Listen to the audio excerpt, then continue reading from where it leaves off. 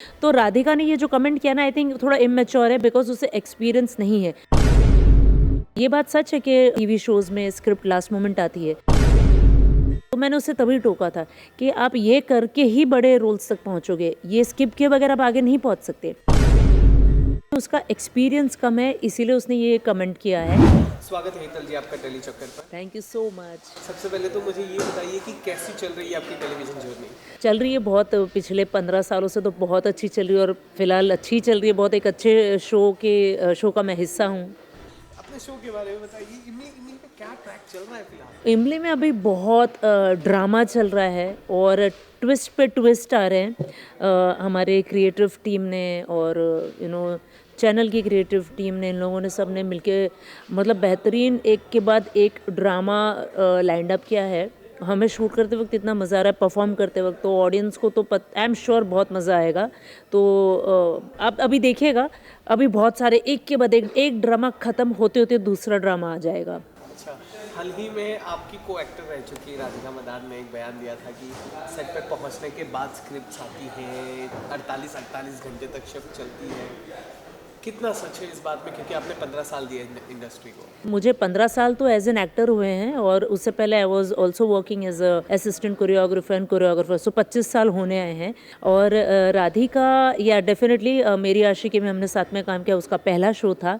और उसने जो ये कहा है उसमें हम ये नहीं कह सकते कि ये सच या झूठ है, बट ये कह सकते कि उसका एक्सपीरियंस कम है, इसीलिए उसने ये कमेंट किया है। क्या होता है, उसने सिर्फ एक ही टीवी शो किया है और उसके बाद में she was very blessed and fortunate enough to shift to films.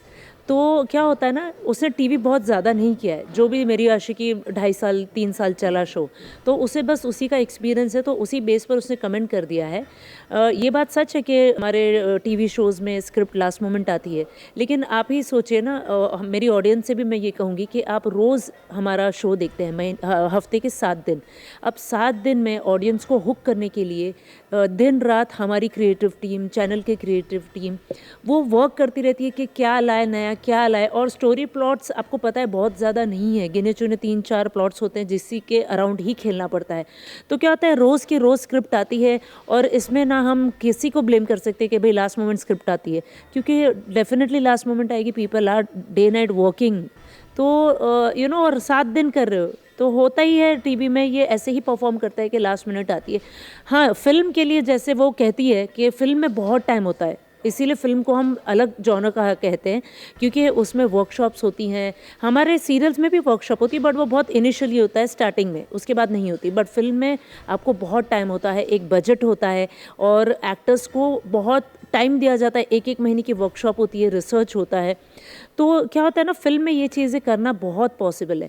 और मैं तो लकी फ़ील करूँगी और मैं एप्रिशिएट करूँगी हमारी टीवी इंडस्ट्री को कि लास्ट मोमेंट में स्क्रिप्ट आने के बाद में आप देख सकते हो कि हम सब कैसे परफॉर्म करते हैं। आप जब एपिसोड्स देखते हो तो आप कोई बता पाओगे कि लास्ट मोमेंट, अरे इनकी साड़ी फट गई थी, अरे इनका कुर्ता फट गया था, अरे स्क्रिप्ट इससे अभी मिली और इसने अभी डायलॉग बोला है, लेकिन आप कोई बता नहीं सकते कि हमने ये लास्ट मोमेंट परफॉर्म किया है।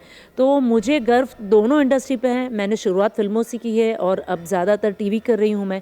तो हर जॉनर और हर एक सेक्टर की अपने अपने डूज़ एंड डोंट्स और प्लस एंड माइनस पॉइंट्स होते हैं।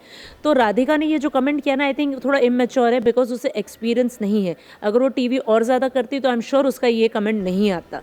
तो I don't want to blame her completely, but yeah, it is this comment came out lack of experience, I will say. हाल ही में एकता कपूर ने भी इस बात को रिएक्ट किया कि उन्होंने बहुत गलत बोल दिया, और फिर शांतनी घोष ने कहा कि वो जहाँ से सीख कर गई हैं वो उसी को लताड़ रही हैं, उसी को बुरा भला कह रही हैं। तो क्या उस श्रेणी में हम आपको रखें कि आप भी उनके सहमत हैं? इस बात के लिए मैं डेफिनेटली सहमत हूँ, क्योंकि मैं ये राधिका को नहीं पॉइंट आउट कर रही हूँ, लेकिन मैंने तो ऐसे काफ़ी लोगों को सुना भी है बोलते हुए। आप एक जगह से जब आगे बढ़ जाते हो तो वो जैसे अब मैं आपको एक एक्सपीरियंस बताऊँ कि जब हम ये अभी हमारा जो कॉकटेल पार्टी हुई थी चीनी की शादी के वक्त, उसमें एक कैरेक्टर, छोटा सा कैरेक्टर करने एक लड़की आई थी। तो ऐसे ही उसने कुछ डायलॉग रॉन्ग कहा, रॉन्ग इंग्लिश कही, तो मैंने उसे जस्ट करेक्ट कर दिया। तो फिर उसने कहा आई कैन डू मैम, मतलब मैं तो कर सकती हूँ, लेकिन अभी वो मुझे ना थोड़ा सा मैं कॉन्शियस हो गई थी ये, बट मुझे बड़े रोल्स करने। तो मैंने उसे तभी टोका था कि आप ये करके ही बड़े रोल्स तक पहुँचोगे, ये स्किप किए बगैर आप आगे नहीं पहुँच सकते।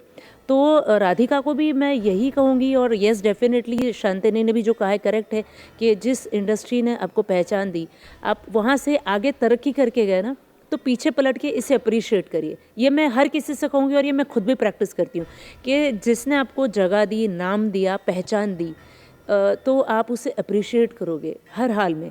इसलिए तो कहते हैं ना कि you should not forget your olden days. Hello guys, this is Hetal Yadav and you all are watching me on Tellychakkar.